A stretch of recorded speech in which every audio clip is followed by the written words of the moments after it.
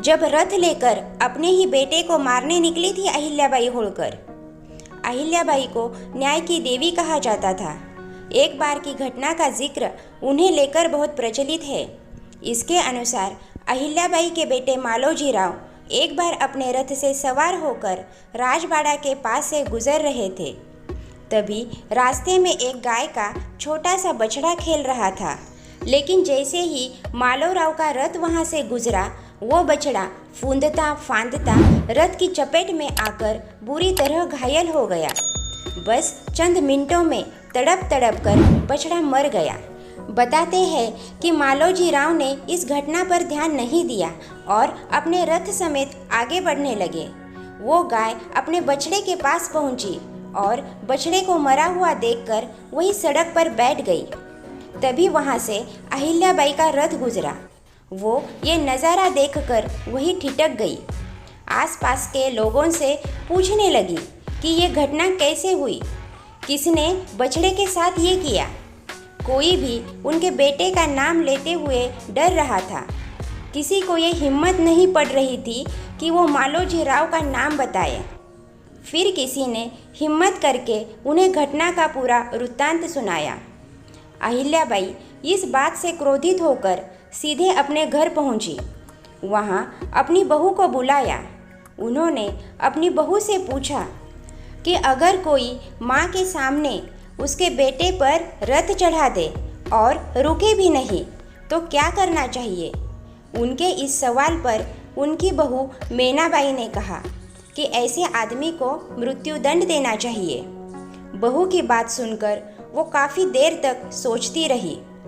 फिर जब वो सभा में पहुंची तो आदेश दिया कि उनके बेटे मालोजी राव के हाथ पैर बांध दिए जाए और उन्हें ठीक वैसे ही रथ से कुचलकर मृत्युदंड दिया जाए जैसे गाय के बछड़े की मौत हुई थी।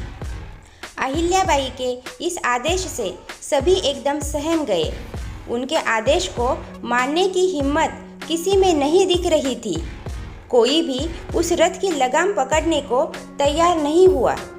वो काफ़ी देर इंतज़ार के बाद खुद उठी और आकर रथ की लगाम थाम ली।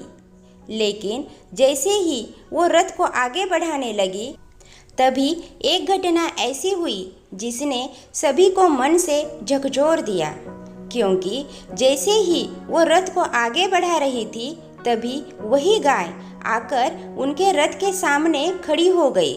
उन्होंने उस गाय को रास्ते से हटाने के लिए कहा, लेकिन वो बार बार आकर रथ के सामने खड़ी हो जाती। इस घटना से प्रभावित दरबारी और मंत्रियों ने कहा कि आप इस गाय का इशारा समझिए। वो भी चाहती है कि आप बेटे पर दया करें। किसी माँ को अपने बेटे के खून से अपने हाथ नहीं रंगने देना चाह रही। सभी ने कहा कि मालोजी राव अब बहुत कुछ सीख चुके हैं। वो कभी भविष्य में ऐसी घटना नहीं दोहराएंगे। बता दें कि अहिल्या ने मालवा की रानी के रूप में 28 सालों तक शासन किया। ओंकारेश्वर पास होने के कारण और नर्मदा के प्रति श्रद्धा होने के कारण उन्होंने महेश्वर को अपनी राजधानी बनाया था। होलकर राज्य की निशानी और देवी अहिल्याबाई के शासन में बनवाई गई चांदी की दुर्लभ मुहरें अब भी मल्हार मार्तंड मंदिर के गर्भगृह में रखी हुई है। इन मोहरों का उपयोग अहिल्या के समय में होता था।